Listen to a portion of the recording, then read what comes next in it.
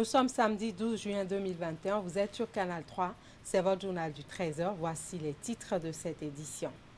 Cérémonie de décoration du ministre d'État chargé du développement et de la coordination de l'action gouvernementale. Abdoulaye Biotchani est élevé au grade de grand officier de l'Ordre national du Bénin. Retour dans un court instant sur les temps forts de cette cérémonie. Atelier de concertation initié par l'Agence béninoise de gestion intégrée des espaces frontaliers. La rencontre est l'une des initiatives prises par l'agence dans le cadre de la célébration de la 8e édition de la Semaine des frontières béninoises. Objectif, renforcer le système de renseignement territorial dans le département de la Takora. La Fondation Malheros sous prix pour le Bénin, elle a organisé une grande séance de prière musulmane hier vendredi pour implorer Dieu afin que la paix règne dans notre pays, le Bénin.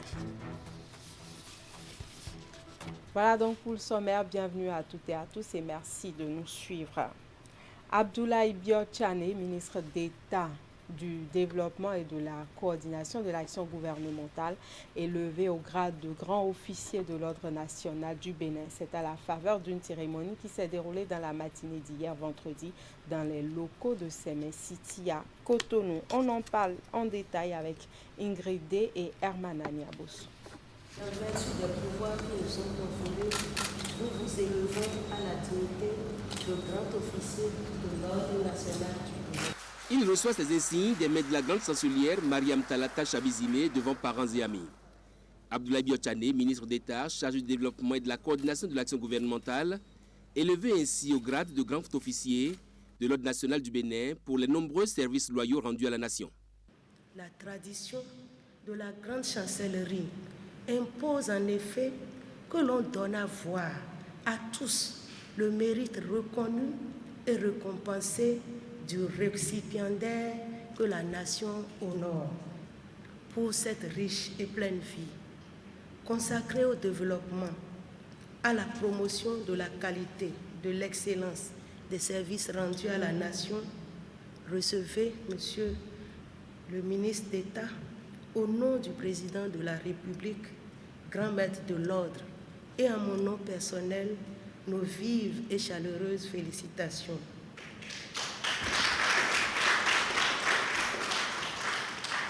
Que les générations actuelles et futures s'inspirent de votre vie.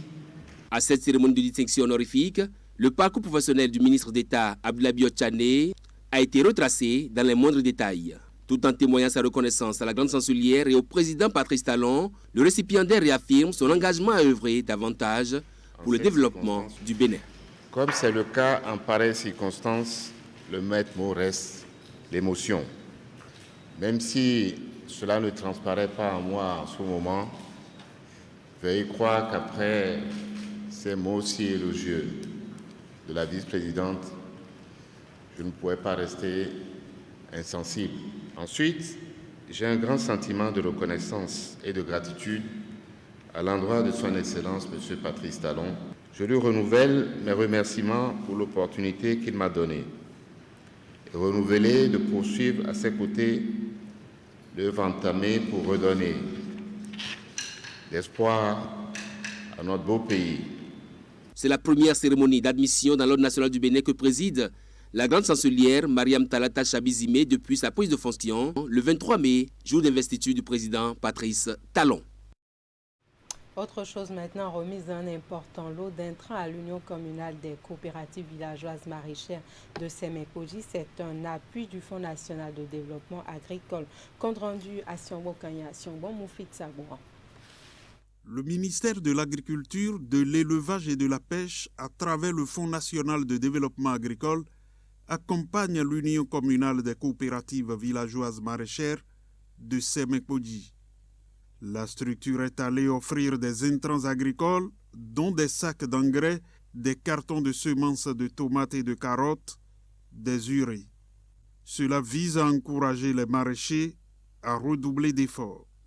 L'appui de ce jour vise en fait à mettre à la disposition des coopératives de maraîchers de Sémépoji des intrants spécifiques qui sont constitués des semences de tout genre, de tomates, de carottes, mais aussi des engrais spécifiques repartis en NPK et en urée. Le tout d'une valeur de près de 28 millions. Le maraîchage fait partie aujourd'hui des grandes filières promues par le gouvernement. Et cet appui vient pour atténuer les difficultés auxquelles font face les maraîchers de Semepoji. Occasion pour l'Union nationale de témoigner sa reconnaissance au gouvernement. Nous savions là où nous étions il y a 56 ans et aujourd'hui, nous savions aussi là où les multiples efforts d'accompagnement du gouvernement nous ont amenés. L'Union communale des coopératives villageoises maraîchères de Semepoji compte 18 groupements. Depuis 2018, l'État leur a réalisé 30 forages, offert 30 motopompes et organisé des formations spécifiques au profit de 120 maraîchers. On s'intéresse maintenant au lancement officiel de la campagne agricole du palmier à huile. C'était jeudi dernier. C'est la commune de Tofo qui a abrité l'événement placé sous la houlette du ministre de l'Agriculture, de l'Élevage et de la Pêche. Précision Ulrich Gaba et Deon-Pébi. Le ministre Gaston Dossoui met en terre le tout premier plan pour le compte de la campagne agricole du palmier à huile. C'est la commune de Tofo qui reçoit l'insigne honneur d'abriter le lancement officiel de cette campagne agricole pour le compte de cette année. Près de 16 000 plants de palmiers à huile sélectionnés en général et d'environ 6 500 plants de palmiers à huile sélectionnés pour la commune de Tofo en particulier. Cette action va permettre la mise en place à prix réduit d'environ 200 hectares de nouvelles plantations dans l'Atlantique et de 90 hectares dans notre commune. Résultat d'un long processus négocié par le roi de Wegbo, cette campagne de palmier à huile est un défi pour les responsables du secteur agricole. Toutes les dispositions sont prises pour faciliter sa mise en terre. L'année dernière, nous avons organisé la première édition de cette campagne de plantation de palmiers à huile à Ifaï. Et de manière rotative, nous avons opté pour passer dans chacun des pôles de développement agricole où le palmier se produit. Donc vous allez voir le pôle numéro 5, le pôle 6, le pôle 7. Il y a une partie qui se trouve dans le pôle 4 avec la commune de Didja, où également dans les collines, il y a également le palmier qui se produit. D'abord, à partir de la réception des graines germées, nous l'installons auprès des pépiniéristes agréés qui conduisent de la pré-pépinière à la pépinière pour avoir des plants vigoureux qui sont plantables au bout de 12 mois. Lorsque les planteurs achètent ces plants auprès des pépiniéristes agréés, ils vont faire la mise en terre. Et il faut espérer, à partir de la 4e année, faire la récolte. L'opération de mise en terre est l'occasion idéale pour le ministre de l'Agriculture d'attirer l'attention des populations de Tofo en général et de Wegbo en particulier sur la nécessité de suivre rigoureusement les plans mis en terre afin de redorer le blason de l'or rouge introduit au Dahomey par le roi Gézo. Pour ces quelques 10 hectares, je voudrais vous avertir que je vais faire un suivi particulier de cette plantation. Comme ce n'est pas loin de la route, en passant, je demande de bifurquer, je vais venir voir. Comment vous allez entretenir ce joyau?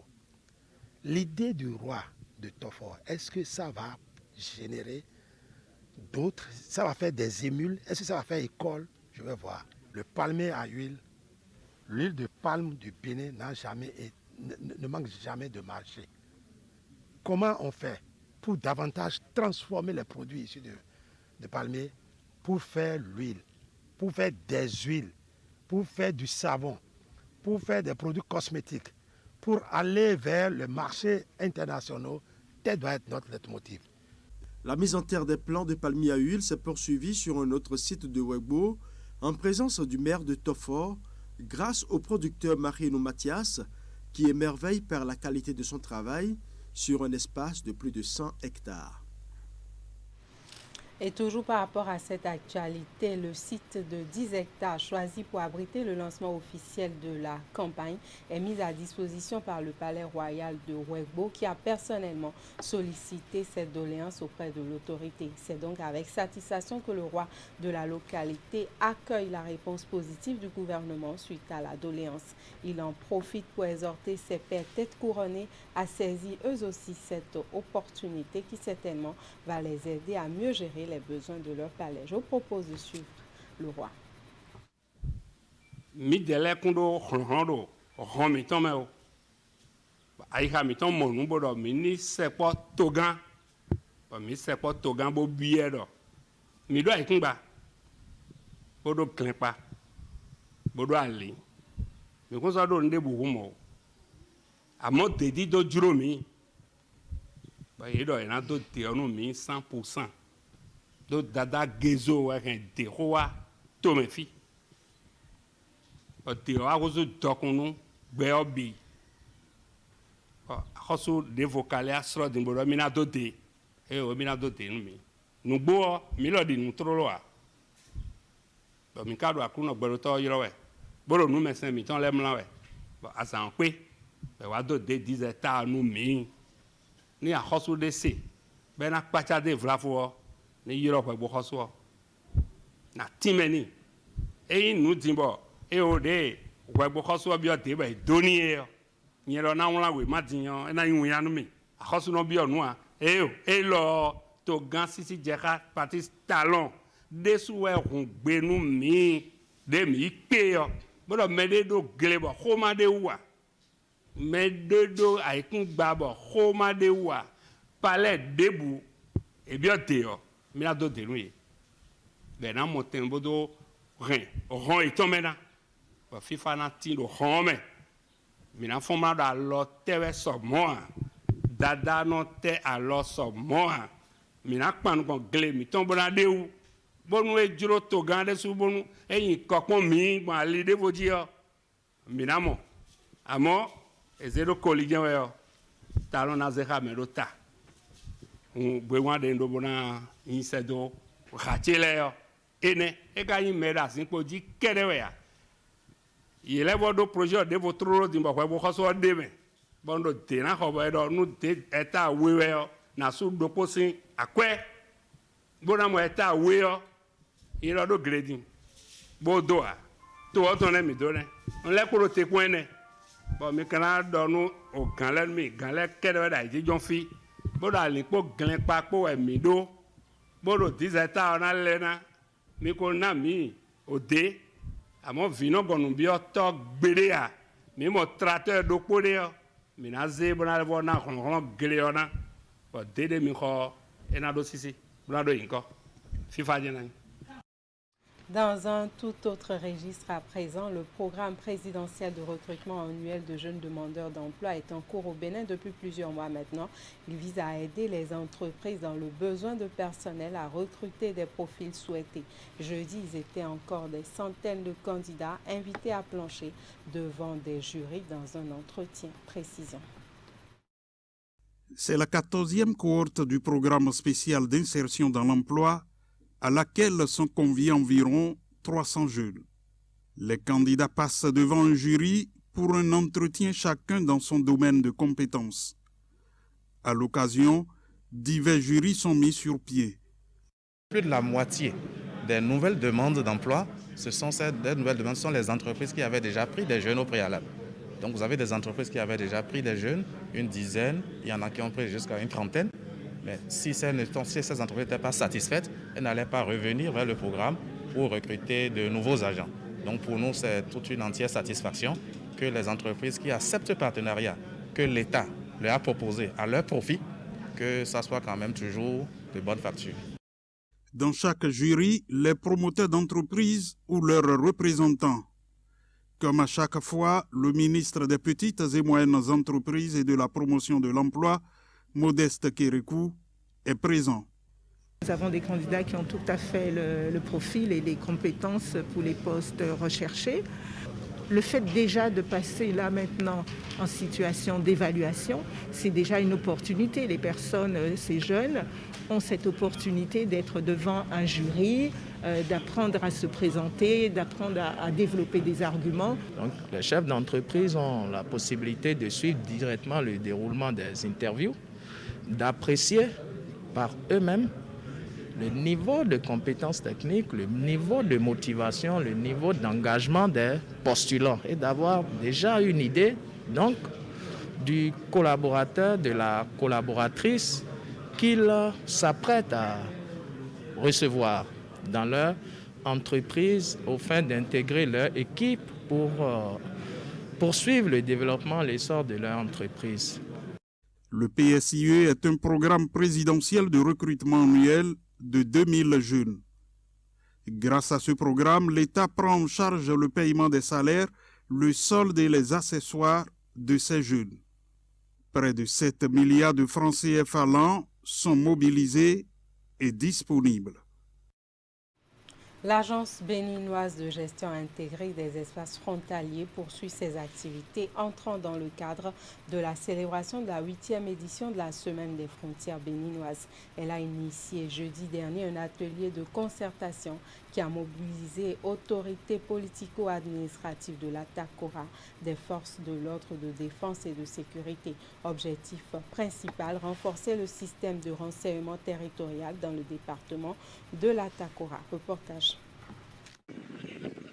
Dans sa mission permanente de renforcer la défense de l'intégrité du territoire et la sécurisation des espaces frontaliers, l'Agence béninoise de gestion intégrée des espaces frontaliers, ABGF, ne cesse de multiplier actions et stratégies sur le terrain. En marge de la 8e édition de la Semaine des frontières qui a sa 4e journée, l'institution à charge de la gestion des frontières du pays a initié la présente rencontre de Nati Tengo. Un rendez-vous de donner et de recevoir qui a mobilisé forces de l'ordre, de sécurité et de défense, les élus locaux et communaux de la TACORA. 2 jours durant, ces gestionnaires des territoires vont réfléchir sur les stratégies à mettre en œuvre en vue d'une meilleure gestion des frontières. L'objectif donc de cette activité est de consolider le système d'alerte précoce amorcé dans le département avec une forte implication des élus locaux en vue d'une meilleure sécurisation des frontières. Il permettra d'aboutir à une stratégie commune et bénéfique pour la sécurité nationale.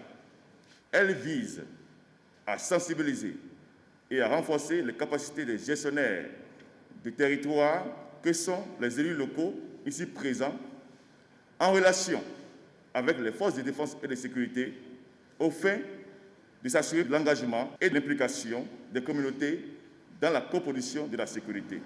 Ceci pour jeter les bases au niveau du Bénin pour la promotion de la cohésion régionale tant souhaitée. Pour y arriver, la BGF a privilégié la gestion concertée des espaces frontaliers comme outil pour la promotion de la cohésion régionale. L'activité de ce jour, qui déblaye le terrain pour la coexistence pacifique des populations des espaces frontaliers, intervient dans un contexte marqué par la menace liée à l'extrémisme violent dans les pays du Sahel, au sud du Sahara et du bassin du lac Tchad. Au Bénin, particulièrement dans le département de la TACORA, les nouvelles menaces terroristes enregistrées dans la partie septentrionale, notamment dans le parc Pendjari et le parc W, les fréquents cas d'enlèvement de personnes avec demande de rançon dans les campements et communautés Peul, la recrudescence des braquages et de vols à mer armée dans les villes et certains axes stratégiques de transport et de communication, le séjour et la traversée, surtout en juin 2020, de certains groupes extrémistes dans le nord afin de rejoindre le Nigeria, le Burkina Faso ou le Niger méritent une attention particulière. C'est dans la perspective de relever ces défis sécuritaires qu'une communication a été présentée sur la criminalité transnationale organisée en lien avec le terrorisme. Au thème de ces assises, les différentes parties prenantes seront outillées au mieux en vue d'améliorer le renseignement territorial dans le département de la TACORA. Pour que la BGF puisse apporter une solution beaucoup plus globale ensemble avec ses partenaires. Un nouvel outil de gestion et de bonne gouvernance pour la Fédération des radios communautaires et assimilées du Bénin. Il s'agit du manuel de suivi, évaluation et capitalisation qui est au cœur d'un échange à travers un atelier de renforcement de capacité. Il est articulé autour du programme quinquennal de gestion 2018-2022, commandité au cours du deuxième semestre de l'année 2020. Précision dans ce reportage de Imet Elena Moussou. 4 jours de travaux pour permettre aux participants de s'approprier et d'internaliser le manuel de suivi-évaluation de la FERCAB, la Fédération des radios communautaires et assimilées du Bénin. La formation fait suite à l'élaboration du document et au recrutement des chargés de suivi, évaluation et capitalisation des 39 radios membres de l'association. Essentiel pour juger de la progression dans la réalisation des objectifs, résultats, mais pour fournir des informations fiables aux différentes parties, le manuel a été élaboré au cours du second semestre de l'année 2020. Le manuel de suivi et évaluation, c'est un outil de bonne gouvernance, c'est un outil qui permet de renseigner les indicateurs. Donc ça veut dire qu'il y aura plus de célérité dans le traitement des dossiers avec les partenaires. Et il veut parler notamment en fin de contrat avec eux. On aura plus de facilité à renseigner les différents indicateurs, à faire le rapport, aussi bien au niveau de chacune de nos radios qu'au niveau de la fêtière. Lorsque nous avons identifié ce besoin d'un meilleur suivi, évaluation et capitalisation des activités de la fédération, nous avons exprimé le besoin ensuite, puis nous nous sommes fait appuyer par notre partenaire originel et nous avons fait recours à tous les consultants en la matière à travers donc un appel à candidature et à la sélection, n'est-ce pas, du meilleur cabinet pour nous sortir finalement ce document. Réalisé sur financement de la coopération suisse, le manuel est articulé autour du plan stratégique quinquennal 2018-2020 ainsi que les activités du programme de redevabilité. Aux assises prennent part les points focaux et les chargés de suivi-évaluation des radios. Il s'agira, entre autres, de les familiariser avec les fiches de collecte des indicateurs, mais aussi leur faire connaître le cadre de mesure des résultats. Ce manuel englobe tout ce qu'il faut pour le suivi et évaluation, que ce soit les logiciels, que ce soit les différentes étapes, que ce soit les procédures, et que ce soit les différentes étapes à franchir pour un meilleur suivi et évaluation et capitalisation des activités de notre fédération. Le manuel nous permet de laisser trace, de capitaliser toutes les bonnes pratiques qui ont été mises en œuvre avec les résultats, ce qui pourrait constituer une référence à la fois pour nous-mêmes et pour la postérité. Au terme des échanges, les acteurs ciblés invités seront suffisamment outillés sur les modèles de thèmes de référence des études et des évaluations directement utilisables par l'ensemble des partenaires d'exécution des projets et programmes. Session bilan du Conseil national de lutte contre le VIH-Sida, la tuberculose, le paludisme transmissible et les épidémies pour la période 2016-2020 et pour l'année 2021. La rencontre a réuni tous les acteurs impliqués au sein du Conseil, notamment les membres du gouvernement et les préfets des 12 départements. Précision dans ce reportage. Plusieurs ministres du gouvernement et les préfets des 12 départements se retrouvent ici à Seme City pour le bilan des 5 années d'action du CNLSTP, Conseil national de lutte contre le VIH-Sida, la tuberculose, le paludisme, les hépatites, les infections sexuellement transmissibles et les épidémies. Au cours de cette session, les activités réalisées durant la période de 2016 à 2020 sont présentées avec un accent particulier sur celle de l'année 2020, marquée par la pandémie de la COVID-19. Sur tous les fronts, nous avons enregistré des progrès relativement importants dans la lutte contre le sida, contre le paludisme, contre les hépatites et plus récemment dans notre lutte contre la COVID-19. Avec la pandémie du coronavirus et la mobilisation autour Les interventions du CNLSTP en ce qui concerne les autres maladies, telles que le VIH-Sida, les hépatites ne sont plus perceptibles. Un fait qui se justifie selon le secrétaire exécutif du CNLSTP. Les épidémies font partie des catastrophes naturelles. Et c'est dit au niveau des catastrophes, quand elles surviennent, vous arrêtez le quotidien et faites face aux catastrophes. Sinon, elles vous envahissent, vous engouffrent et annihilent tout ce que vous avez fait. Et vous avez vu la résilience au niveau que le Bénin a développé par rapport à Covid. Modestie mise à part, je crois qu'au niveau de la région, c'est à lui d'autres pareil. Nous sommes vraiment conscients de ce que vous dites, mais les autres pathologies, les autres épidémies étaient déjà là. On n'a pas abandonné. Nous sommes le premier pays, ou le seul jusqu'à présent, à pouvoir faire notre campagne de distribution de moustiquaires pour le paludisme en plein Covid. Pour les différents acteurs impliqués, c'est un bilan satisfaisant au regard des résultats obtenus par le Conseil. Cependant, malgré ces prouesses, de nombreux défis restent encore à relever par le gouvernement pour l'atteinte des objectifs.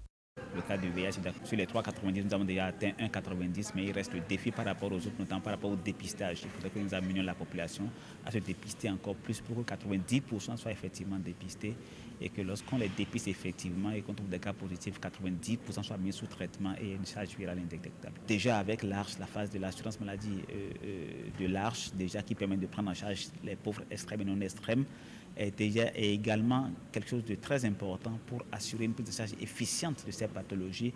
Nous devons mettre tous nos moyens à disposition et je suis heureux de vous dire que nous travaillons en ce moment sur un programme à moyen terme pour le prochain quinquennat qui va s'attaquer à des problèmes structurels au niveau de la santé, les infrastructures, les équipements, et surtout les ressources humaines. Nous venons de signer un accord avec la Banque islamique du développement qui nous permet de mettre des ressources humaines importantes à la disposition des relais communautaires qui viennent d'être créés.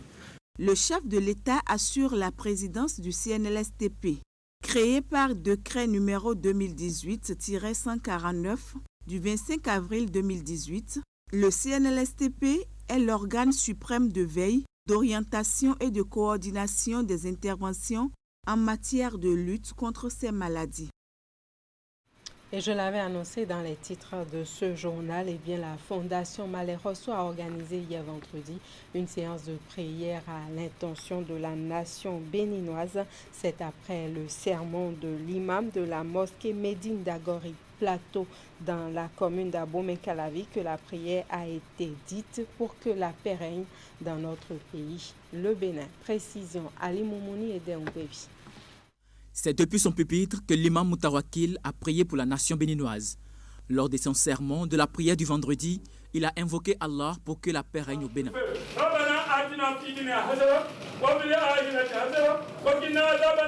C'est à la demande de la Fondation Malais Rosso, engagée sur le chantier du maintien de la paix au Bénin, que cette prière est dite. Un acte qui d'ailleurs est recommandé en islam, selon l'imam de la mosquée Médine d'Agori Plateau, vice-président de la Fondation.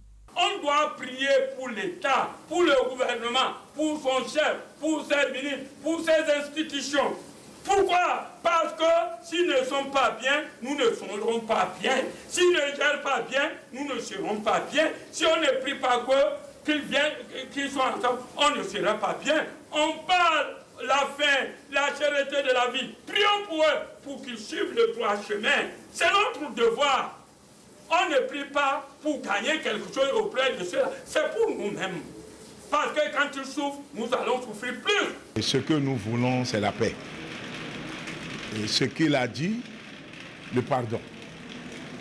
Et ensuite, nous devons savoir que les musulmans prient. Celui qui est musulman doit savoir qu'il est concerné. La paix, oui, mais les initiateurs ont également prié pour la réconciliation des filles et fils du Bénin, ainsi qu'aux candidats aux différents examens de fin d'année. Vous avez suivi ce sermon. Il a prié longuement, d'abord pour le pays, ensuite pour nos enfants, pour que cet examen-là se passe dans de bonnes conditions. et que la réussite soit certaine pour nos enfants. Et je voudrais ajouter que Dieu vraiment accompagne le président de la République, et comme je vous l'ai dit tantôt dans ses réformes, et ajouter à cela le pardon dont il a prôné. Il faut qu'il pardonne. Si le président Talon est sur le mensonge, dans peu de temps, il sera découvert. S'il est dans la vérité, il a continué avec nous. Pour que sa vérité encore grandisse et que Dieu le Tout-Puissant l'accompagne, je veux qu'il nous écoute aussi. Parce que quand nous prions, Dieu entend.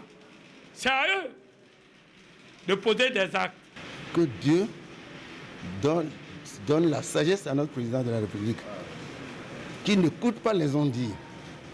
Il n'a qu'à, tel que l'imam a dit, qu'il n'a qu'à ne pas écouter les gens. Les reproches, il y a des reproches qui sont de bons reproches, de bonnes reproches, de mauvaises reproches. À lui de choisir ce qui est bon. Nous le souhaitons vraiment du courage. À l'occasion de cette rencontre hebdomadaire de la communauté musulmane, des rappels sont faits aux fidèles quant au comportement qu'ils doivent adopter.